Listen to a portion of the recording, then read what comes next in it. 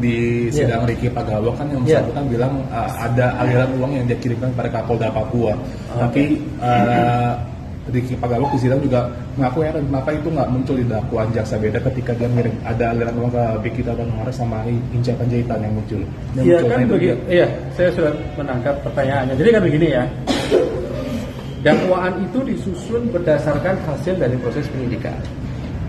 Proses penyidikan itu ada pemanggilan saksi-saksi, dilakukanlah pemeriksaan saksi-saksi itu, ya kan, muncul keterangannya kan dalam bentuk BAP.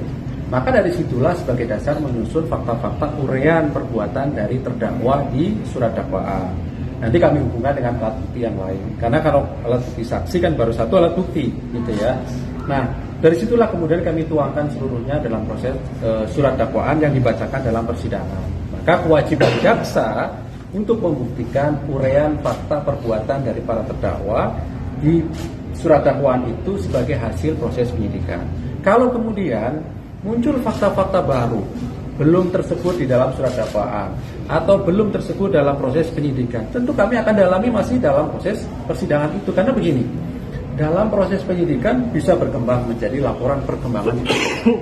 Dalam proses penuntutan ataupun persidangan bisa berkembang menjadi laporan hasil persidangan atau penuntutan oleh jaksa yang dilaporkan kepada KPK, kepada pimpinan KPK, yang kemudian nanti tidak lanjuti.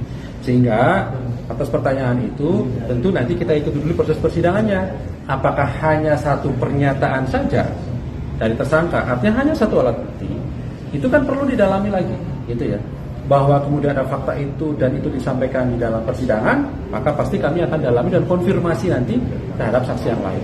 Kalaupun ada permintaan dari terdakwa, jangan memanggil ataupun memanggil saksi tertentu misalnya, tentu ini kami sampaikan, kami hanya ingatkan terdakwa, silakan fokus pada pembelaannya saja, gitu ya.